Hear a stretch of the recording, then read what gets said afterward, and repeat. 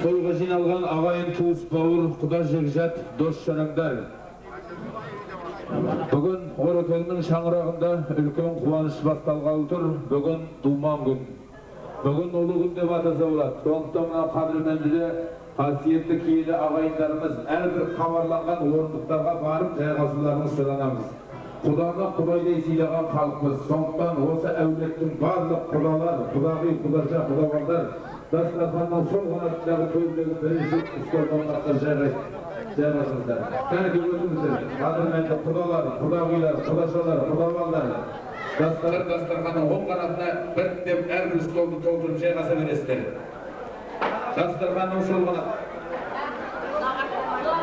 Дастарханның сол қанатында жаңағы құдалар, құдағилар түгел жайғасып болғаннан кейін бері қарай коллективтер той иесінің достары жайғастырады.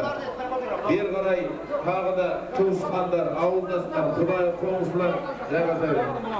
Бірінші столға құдалар, құдағилар, құдашалар, құдабалдар дастарханның төрінде бірінші, екінші столға түгел жайғаса қойыңыздар. Бері қарай коллективтер басына өткеніңіздер. Мынасы коллектив жайғасыңыздар. Ары қарай достар, жора жолдастар, той иесінің құрбы құрдастары жайғастырылады. Төрлетіңіздер. Қайта қабарып шығып, дастарханның сол жақта қанатында төрдегі екі столға осы әулеттің барлық құдалары жайғасады. Сол қанатта екі столға төрде. Бері қарай коллективтер жайғастырыңыздар. Оң қанаттағы төрдегі бірінші столға ақсақалдар, қариялар, ақжаулықты аналар. Одан бері қарай нағашылар оң қанатта, жиендер оң қанатта, бөлелер оң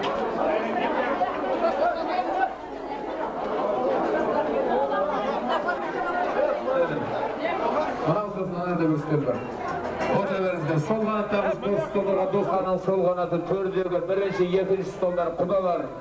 Бері қарай жайғастырыңыздар, коллективтер, достар, ағайын, туысқандар, ауылдастар жайғаса беріңіздер. Дастарханның оң қанаты төрдегі бірінші столы ақсақалдар, қариялар, әжелер, апалар, одан бері қарай нағашылар, жиендер, бөлелер, әпкелер, жезделер, күйеу, қарындас, туыстар жайғаса беріңіздер.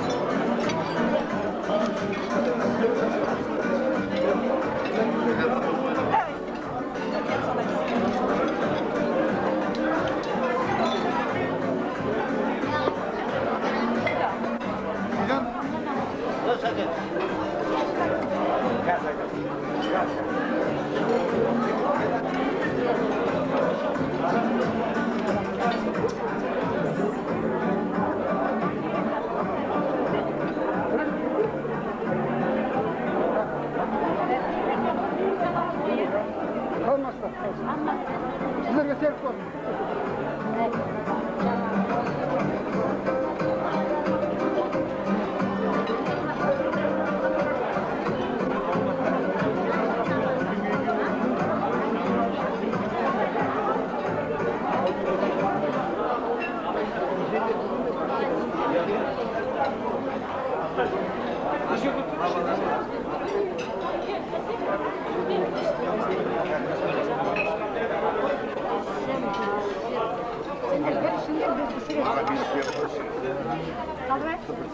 Şimdi bir red, şimdi söyleyeyim.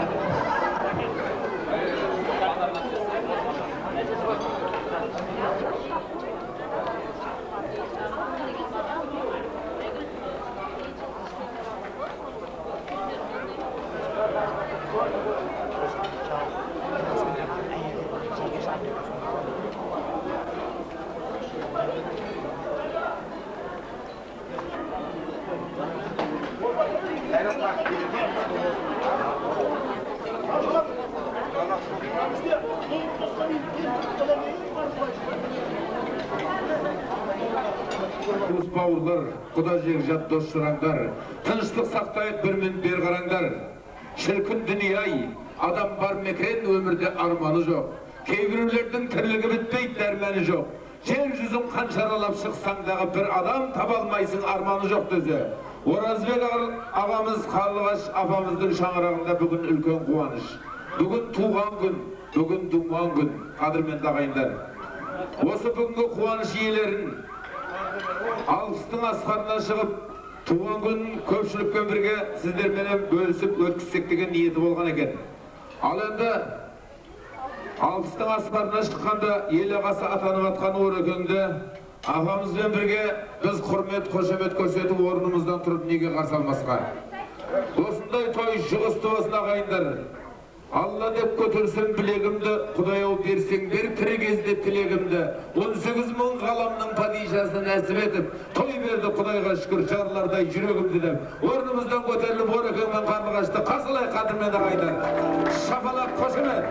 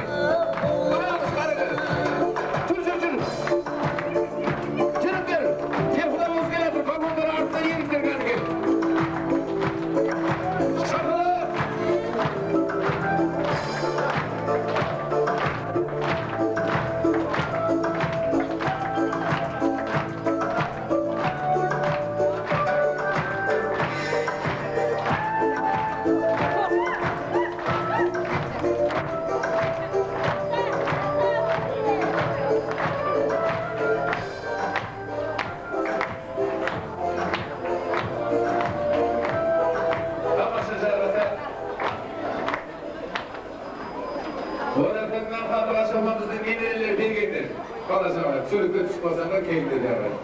Halen bu hareket berdi, toyduk töründen, mınау халқымыз келген жаққа қарай қарсалап жерге келіп сіздер де тұрыңыздар.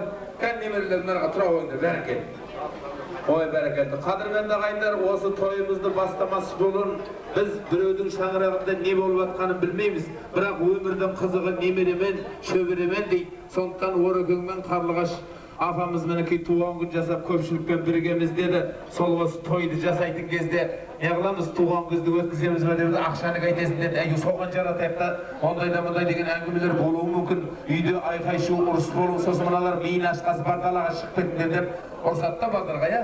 Соны енді біз біліп алайық, қорықпаңдар, сендерге неде ұрысты? Ұрыспай ма вообще? Екеуі бір-бірінен ұрысып кетті ме?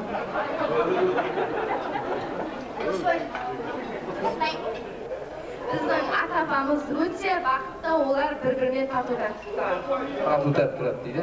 Өткенде апам ұрса ма десем, ой, маған өткенде далаға шыға аузыңның ішіне деп айтты деп қойды екен. Бұлар үшін шындықты айтып отыр. Шапалақтап, қошеметтеп қойыңыздар. Өсіп өне берсін қадірменді ағайындар. Рахмет көп.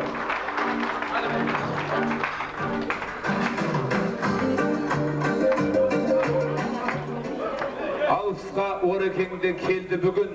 Арқалап отбасымен елдің жүгін, тойларыңыз бүгінгі құтты болсын, бала-шаға немеремен жазбай жігін дейді. Ал енді мінекей, қараңыздар Орекеңе, 60 деп кім айтады? Жігіттей ғой әлінде 40-тағы. Кетпесін бастарынан тұрып бағы. Қолым иге көтеріліп жатыр, қыздарға салатында тоқтар деп қой. Ал енді мінекей 60 жасқа толып отса екеуі, отандасқанда кемінде 40 жыл болған шығар. Бұл ер азаматты қолынан келе бермейтін оңай шаруа емес. 40 жыл бір әйелмен бір шаңырақтың астында. Ужас күлдіген. Соған төтеп беріп өлмей осы уақытқа дейін келген мінекей. Бәрекелді, рахмет. Ораға сіздер бері келіп тұрыңыздар. Енді тілекке Ағайындарымыз шақырсақ, екі түрлі енші бар. Біріншісі баталған деп жатады қадірменді ағайындар. Сондықтан тойды бастап ашып беру үшін осы ата әулеттерінің президенттері деп, орынбасарлары деп, ағаларым, тұлғалы тарландарым, өзіңсіңдер әрқашан қорғандарым. Құдайға шүкір мен мақтанам, осындай ағалар бар да жемісінде толған бағым деп, елге елеулі халыққа қалаулы, қадірменді де ардақты салмақты асыл азаматтарымыз, сабыр, қуандық ағаларымызды той ашып бастап беру үшін ортаға шақырамыз. Қарсы алып қояйық.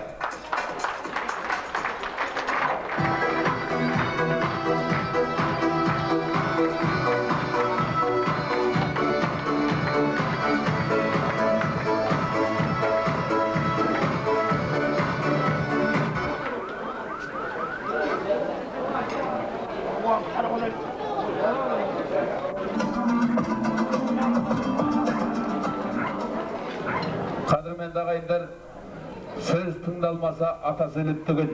Бүгін Орекеңдеп қарлығаш деп келіп отырғаннан кейін, осы тойдың жақсы өтуі сіздерменен біздерге байланысты. Тамада 10 жерден ой байлап айқайлағанмен, сіздер қатты сөйлеуді тоқтатпасаңыздар, ол ұшумен өтеді. Сондықтан сабыр сақтап, ардақты ағаларды тыңдайық. Кешар қадірменді қауым, саламатсыздар ма? Бүгін бауырымыз Оразбек 60 жасқа толып отыр. 60 жас деген бұл 2-30 ғой. Қосылдап тұрған жас ғой. Сондықтан ағайындардың атынан, сіздердің аттарыңыздан бауырымды, келінімді бүгін туған күнімен құттықтаймын. Отбасыларыңыз аман болсын, елдеріңіз сау болсын. Өмірлі шүбірлі болыңыздар, өмірде бақытты болыңыздар, жұмыста табысты болыңыздар. Қосақтарыңызды қосағарыңыздар. Бүгінгі бауырым Оразбектің осындай жиынын ашып деп жариялаймын. Ассалаумағалейкум, құрметті қауым. Барымызды бүгін Орекеңмен қарлығашты басшылық етіп отырмыз. Бұл сөйлер кім? Оразбек кім? Қарлығаш кім? Бұл екісі 3 жыл бір қызының арасымен әкесі. 13 немере бар, Құдай берген. Әлі бола берсін, Құдай бере берсін. Енді Орекең, мысалы, түріне қарасаң бір қарапайым адам. Бірақ бізде Жаңақорғанда Жаңауыл деген ел бар. Ынтымағы, бірлігі, күшті, тәрбие болатын ел. Сол елдің елағасы. Сол елді басқарып отыр. Қанша артында келген балдары бар, сол басқарып келіп отыр. Сондықтан енді әкелін деген Ореке, алпыс деген ол талыс дейді ғой. Енді түске келіп отырсың, арам қарай өмірі бар. Осы абыройың, осы қадірің жоғалмасын ағайын арасында. Бұл жайындегі Жаңауылда ешкім ұруға бөлмейді. Сол бөліммен кете беріңдер. Сол бәріміз дәстүр болсын. Немере көп болсын, шөбере болсын. Солардың жанымен несіне, нәйісіне ауыра жатыңдар. Құдай бақ берсін, дәулет берсін. Арттан елген ұрымтақтарын бәрі аман болсын. Қызын көріп, тойда тұға жете беріңдер. Ал қауым, енді тойда қызықты өтсейік, сіздерге өтіш осы. Алпыс демет Орекең мәзбек күліп атырда, Орекең 60 деген 6-та 0. Бата берді ағалар мағыналы, қуанышты Орекеңнің шаңырағы. Қарлығаш пен екеуі той жасаса, ағайындар ортамызға сабылады. Киелі Түркістаннан арыстан келіп, орталарында таусуындай ағылады. Бата берген ағаларға құрмет қылып, екеуіне бір шапан жабылады. Ағайындар осы үшін шапала құрсақ не қылады?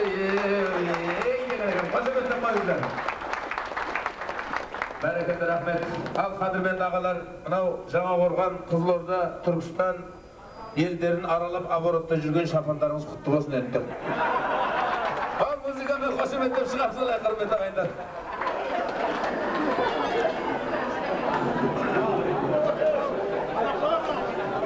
Баяғыда бір екі көкеміз әңгімелесіп отырып айтқан екен де, ой, Ай бұл Американың президенті қызық адам екен айналайын.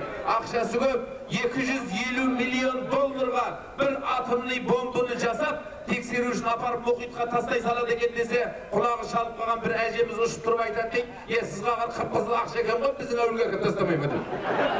Ал енді бүкіл әңгімені жинап келсек те сабыр сақтаңыздар, құлақ қайтамыз әңгімені қадірменді ағайындар.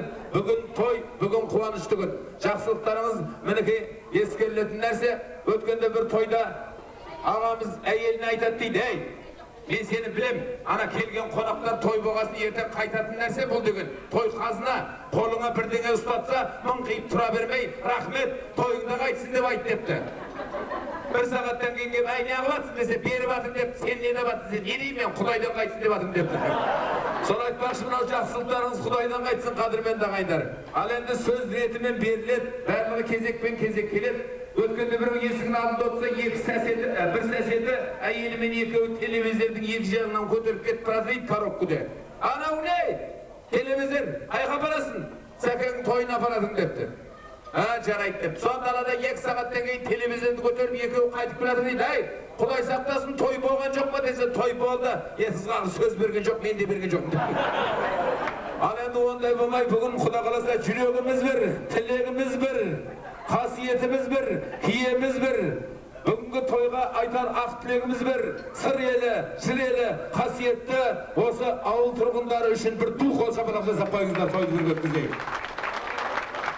Ал енді қадірменді ағайындар, Түркістан қаласы эстрада әншілер жұлдызы, оңтүстік Қазақстан облысында өткен эстрадалық ән байқауының бірінші жүлдегері Айгүл Сабека қыздарымызды ортаға қарсы қойыңыздар. Ата, аналардың құрметіне.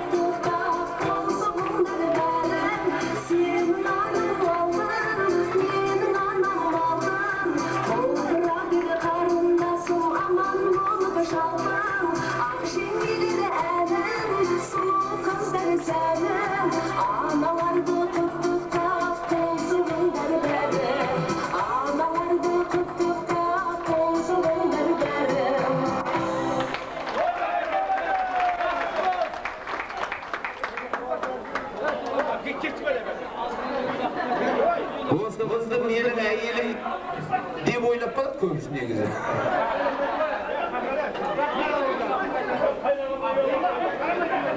Мынау базар коллективі ме немене? Ой, бәрекелді. Ал енді қадірменді ағайындар. Баяғыда столдағылар шулап кетсе, тамадан тыңдамай, тамада көп сөйлеп, арақ құйылмай, у-шу болып кеткен кезде тойдың төрінде отырып бір көкеміз бас салып жөтеле береді екен. Сосын тамада қашан күтпеді, көке не болды, суықтап қалғансыз ба десе жоқ депті. Онда сізде страшный бронхит бар десе ондайым жоқ депті. Ангинаңыз көтерілген шығар десе жоқ депті. Онда екі өкпеге суық тиген десе ондай да жоқ депті. Енді неге жөтеле бересіз десе кешір айналайын, арақтың арасы сәл үзілсе өстеді деп айтады. Ал енді сол арасын үзбейсіздер, құйып отырыңыздар қадірменді ағайындар. Бүгін той, бүгін қуанышты күн. Мына өткенде Түркістаннан Жаңақорғанға барып қайтайын деп, вокзалға келіп бір әжеміз келіп айтады дейді, әй проводник жолдас мына Жаңақорғанда қызымның үйі бар еді, соған барып қайтайыншы айналайын депті. Сөйтсе апа билетсіз болмайды. Қалай билетсіз болмайды? Енді бір шетінде отырып барсам да барам ғой, мінгізсей деп қоймағасын екінші вагонның проводнигі мінгізіп апты. Біраздан кейін апа үшінші вагонға өтіп кетіңіз. Билетпен алдыңдар кетті. Үшінші вагонға өтсе айтады дейді, ойбай, апа не алып берді? Алтыншы вагонға кетіңіз, burada орын жоқ деп. Алтыншы вагонға барса айтады, оу, апа, мына бригадирский вагон ғой, сіз не алып берді? Өтіп кетіңіз ары қарай 8-ге деп. 8-ге барса, мына кісі ресторанда не болды? Не алып берді? Өтіңіз ары 15-ші вагонға деп, арғы 15-ге жетті. Содан аттап 22-ші вагонға бардық апамыз өліп қалып, сөмкесін арқалап. 22-ші вагон проводник зарлап атты дейді, ойбай, жаңа Түркістаннан ревизорлармен ғой, апау, кетіңіз бірінші вагонға қазір мені өлтіреді деп.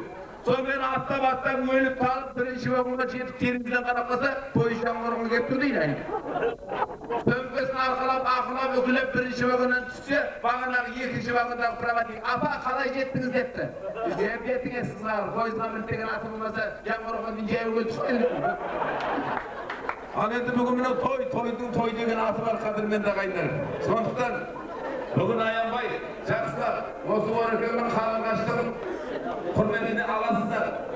Баяғыдан Қазақстан бойынша тараған бір сөзі бар ғой анау. Қазір сол күндерде жүр, сол сөздің авторы мен, барлық запистерде жүретін анау. Бір кісі де